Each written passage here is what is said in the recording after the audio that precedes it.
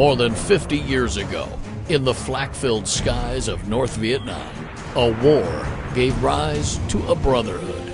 Everyone knows what everyone else experienced. A fraternity of American fighter pilots. These are my brothers. Bonded forever through combat and a common thread of uncommon courage. These are the guys that got shot at with me, and there's a bond that just can't be broken. They are the members of the Red River Valley Fighter Pilots Association, known as the River Rats.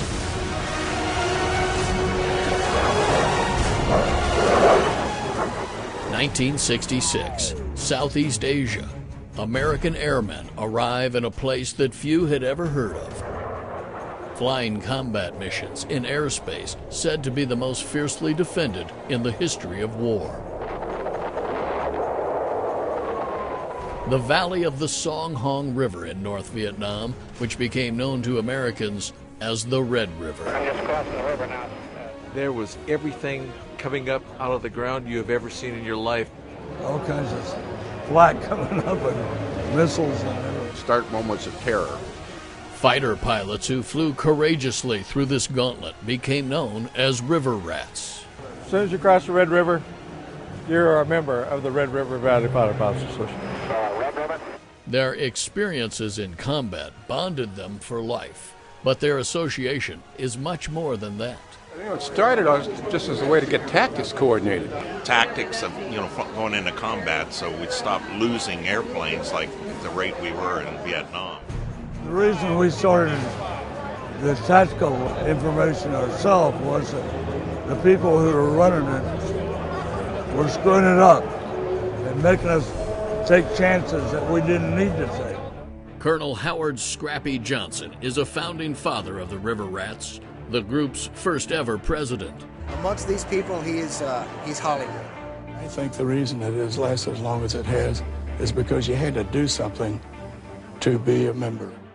Scrappy enlisted in the Air Force as a cadet at the onset of World War II and later flew P-51 Mustangs over Korea. He set a world altitude record in 1958, flying his F-104 at more than 91,000 feet. His legacy was sealed in Vietnam when he teamed up with Larry Pickett and Robin Olds to make the River Rats into a permanent organization. We did it with great skill and cunning and managed to complete the mission. Olds is an Air Force legend in his own right, a triple ace who got his first victories over Europe, flying P-38s and P-51s. He took command of his first fighter squadron at the age of 22, and he led the 8th Tactical Fighter Wing in Southeast Asia, the Air Force's top MiG-killing unit. Robin Olds passed away in 2007, but his legacy lives on through the group he and Scrappy Johnson founded 50 years ago, and the mission of the Red River Valley Fighter Pilots Association continues to grow. Our first mission was make damn sure the country did not get out of Vietnam and forget the prisoners and leave them there. Always tried to take care of the other guy. Not only would they take care of each other, they would also take care of the families who were left alone when an American pilot didn't come home. Early on, it was decided that we needed to do something on the home front for the families of those who did not return. We did that when we were over there. We did it after we came back. We can't take care of the guy, we take care of the kids.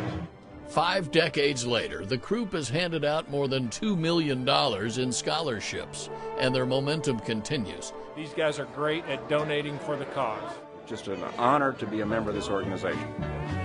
The Red River Rats meet again. Celebrating 50 years of camaraderie and caring, rats from across the country converged on Louisville, including co-founder Scrappy Johnson.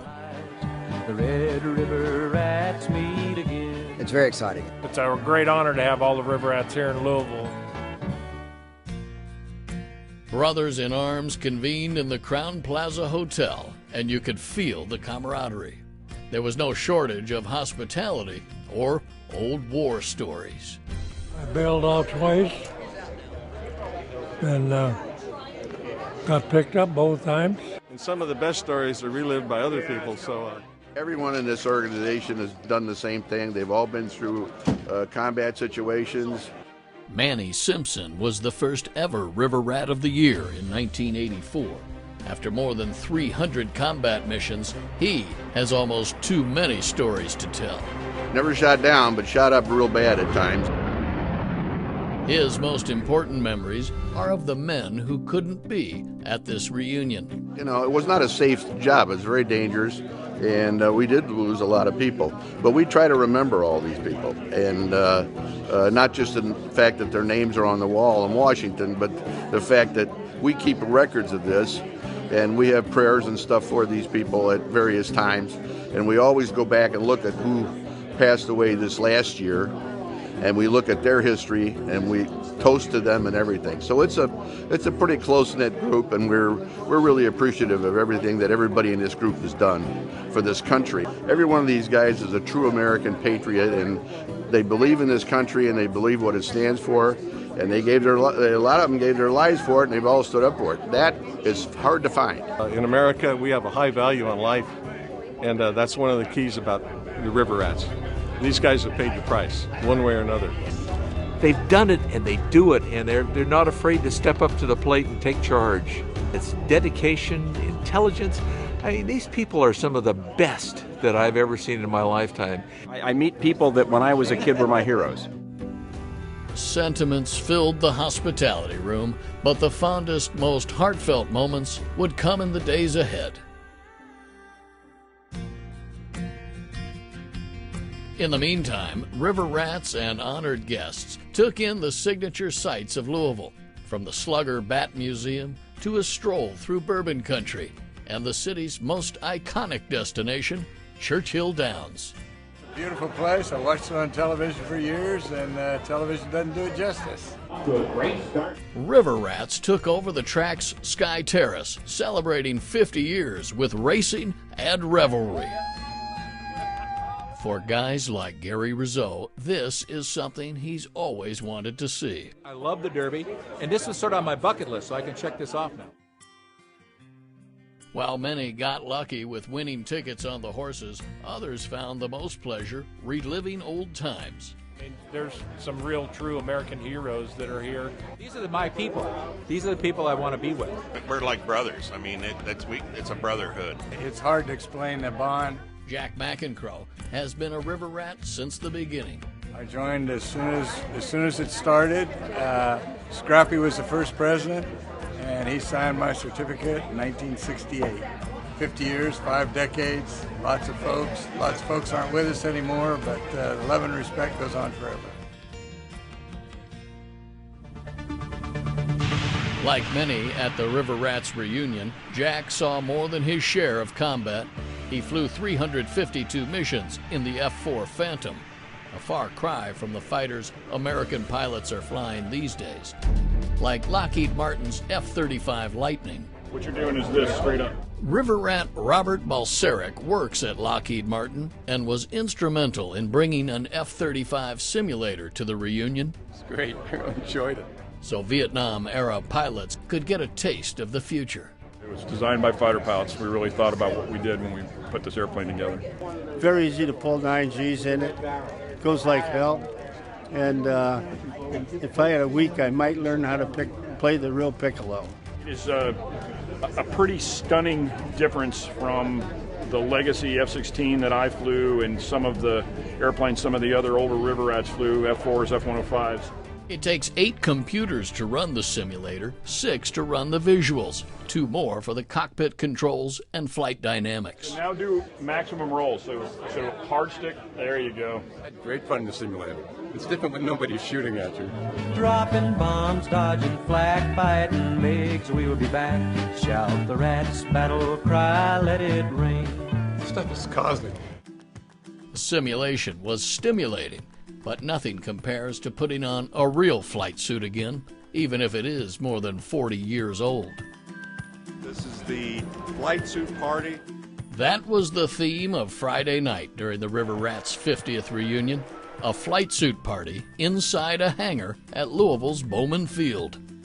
All these guys are wearing their flight suits, Which ones of them can get into it, still get into it. I'm going to be honest with you, it's a little tighter than it used to be, so.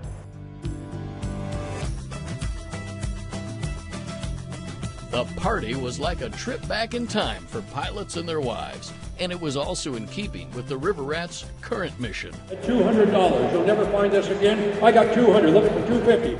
John Piawati served as president of the River Rats from 1982 to 1984. I got 300, looking for 350.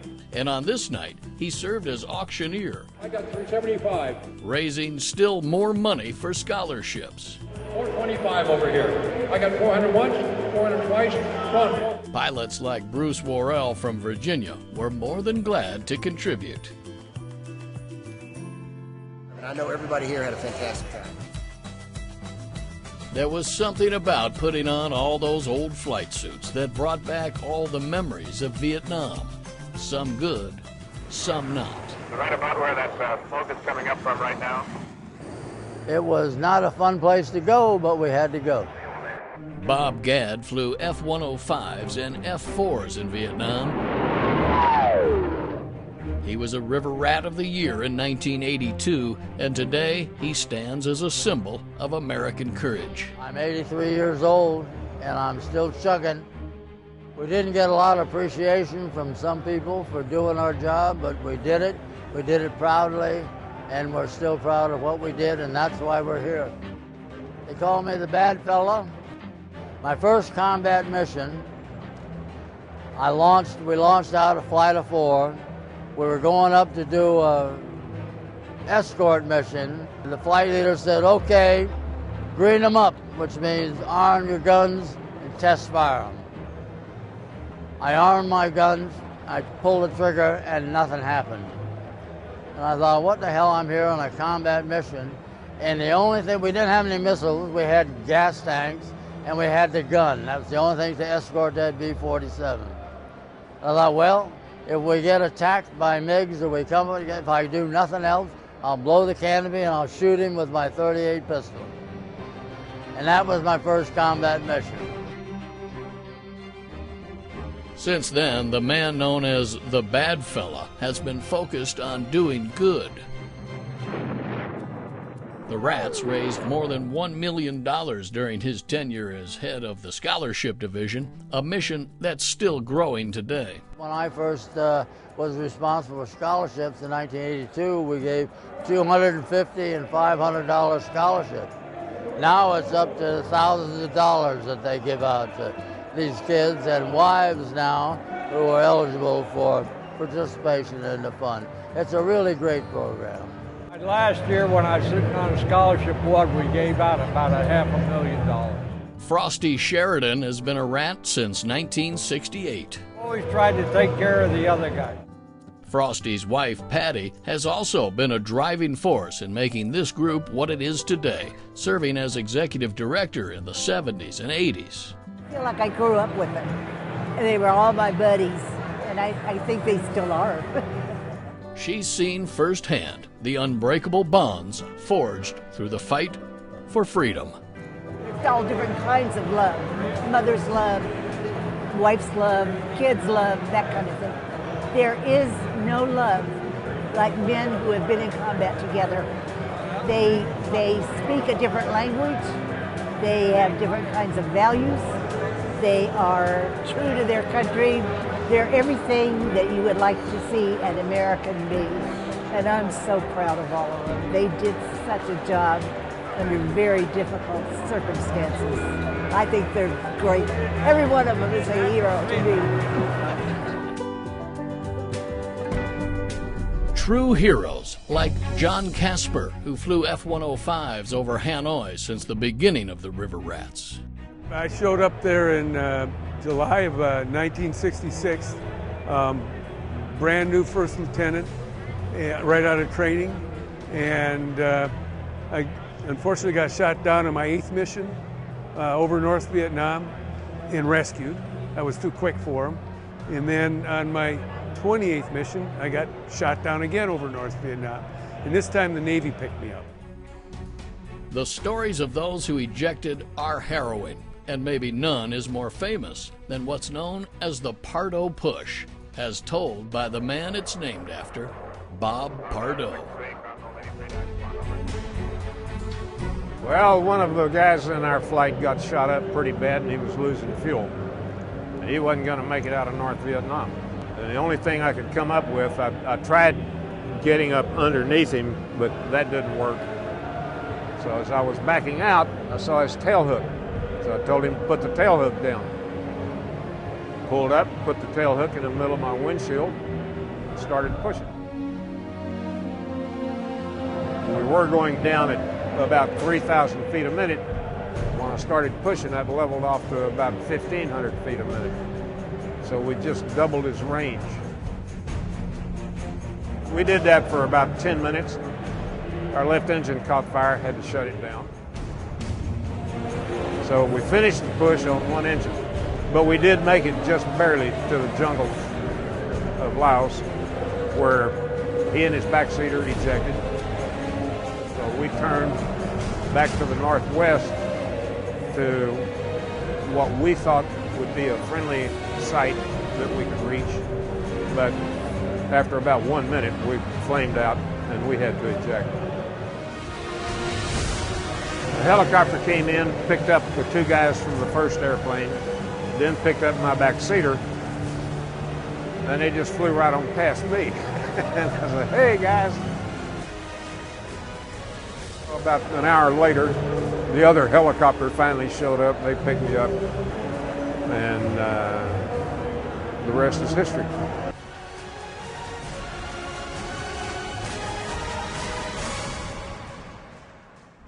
Others who went down in the valley weren't so lucky, like Bill Schwertfinger, who remembers the exact day he became a river rat.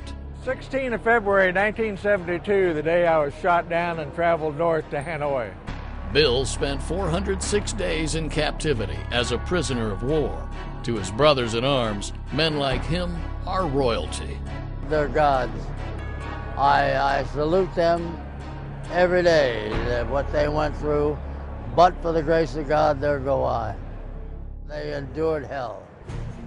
A lot of people paid a lot, especially the guys who got shot down and spent 6-7 years as a POW. POWs are members, and their stories are beyond belief. I don't know if I could have done what they did. Still, this hero remains humble. I spent a little over 13 months. They say it's 406 days in captivity. Compared to guys like Ev Alvarez, the first American shot down over North Vietnam in August of 1964. Spent 8 and almost half years as a prisoner of war. Robbie Reisner, Bob Dormimus, those guys spent 2,700, 2,800, 2,900 days as prisoners of war. 406 is nothing. You can stand on your head for that long. This bracelet is a POW bracelet from my friend Neil Bynum. We went to F4 training together. We went to Ubon, Thailand together. Neil, on October the 26th, 1969, was shot down, never to come home. I was shot down 5 years later and was able to come home. So keeping his memory alive through the POW bracelets, I think, is what's critical.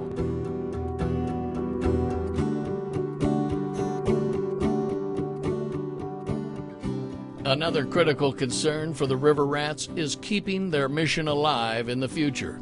The original guys shared flying over North Vietnam, flying combat there. What we're trying to do now is, of course, get all the younger guys in. It's just an honor to be here amongst all these guys.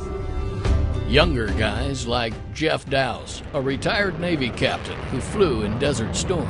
Red River Valley Fighter Pilot Association began in a bar, and it began to enhance the tactics because we were losing a lot of air crewmen in Vietnam. I have a son that flies fighters today who's 27, and they still look to us for guidance on how we can enhance the tactics. And even though the technology goes, it's going crazy as far as what they're capable of doing, the tactics are very similar. Different airplanes, different tactics, but the same camaraderie exists between guys and girls flying fighters and helicopters and support airplanes. the basic leadership skills, the ability to communicate to your fellow pilots what's going on in a stressful situation, and of course, saddling up when you know it's going to be a dangerous mission and going ahead and carrying the mission out. Our boots are getting light in the sand. We need the footprints of those young pups following behind to sink into the sand, to stand upon our shoulders as we stood upon World War II heroes' shoulders.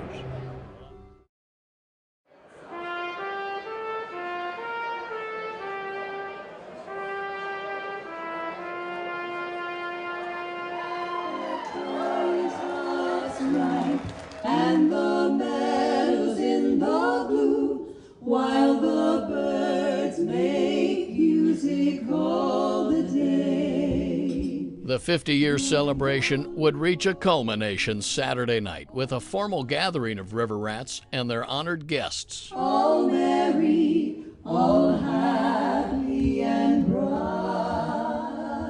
Music from the Ladies for Liberty kicked off the evening with a series of toasts to America and its military. Toast to the Commandant of the United States Marine Corps.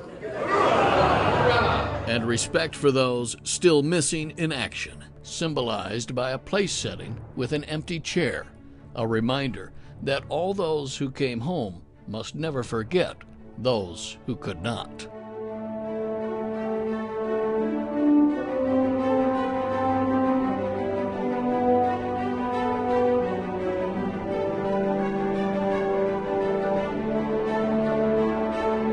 At dinner, donations to the River Rats scholarship funds came pouring in. This right here is who the Rats are.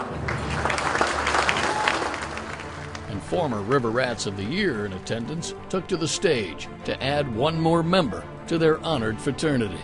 It is my pleasure to present this award to Bill Shortfinger Shortfinger.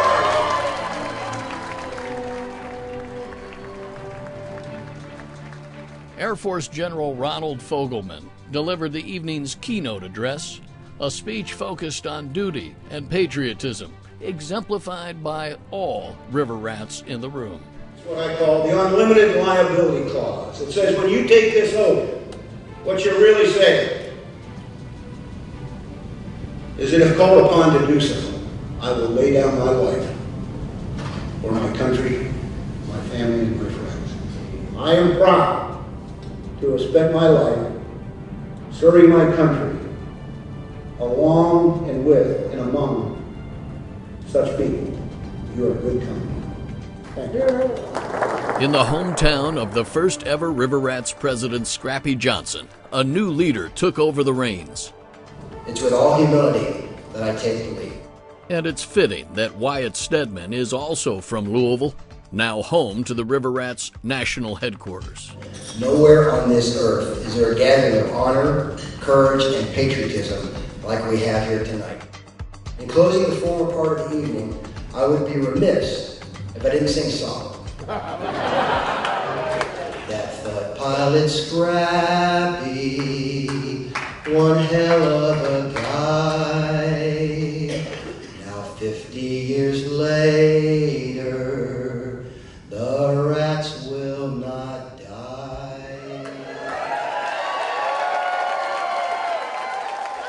Moving remarks topped only by what would come next. Christina Olds, the eldest daughter of River Rats co-founder Robin Olds, took the microphone with an eye on the future, putting faith in a new generation of fighter pilots charged with continuing the mission her father helped launch 50 years ago. To the 22-year-olds just standing in the cockpit, to the 29-year-olds who are trying to decide between staying in the Air Force and going to the airlines, who are going to pay them a whole bunch more money. They are good kids. We are in good hands. Thank you. And then the spotlight shone on 98-year-old Howard Scrappy Johnson, the last living founding father of the Rats. He honored all in attendance, cracked a few jokes, and called on everyone to celebrate this once-in-a-lifetime moment. It's Saturday night. Hey, yeah.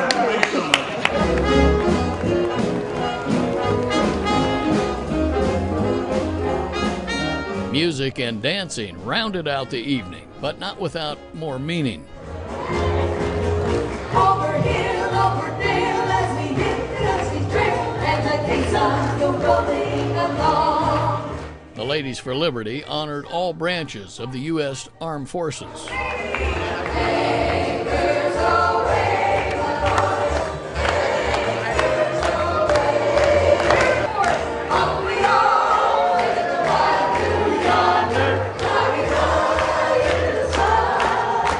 We are proud to claim the title of United States Marines.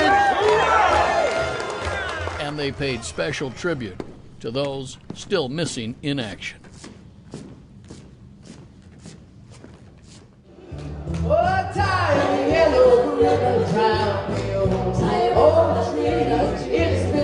This tradition dates back to the first official River Rats reunion in 1973, the year American POWs began coming home. At the end of that banquet, River Rats began tying together yellow table linens, forming a ribbon that encircled the ballroom. If I don't see a yellow ribbon round the old oak tree. And no River Rat gathering would be complete without the tune that rings in the hearts of every Vietnam fighter pilot. Hallelujah, hallelujah, throw a nickel on the grass, save a fighter pilot's ass. Hallelujah, hallelujah, throw a nickel on the grass and you'll be saved.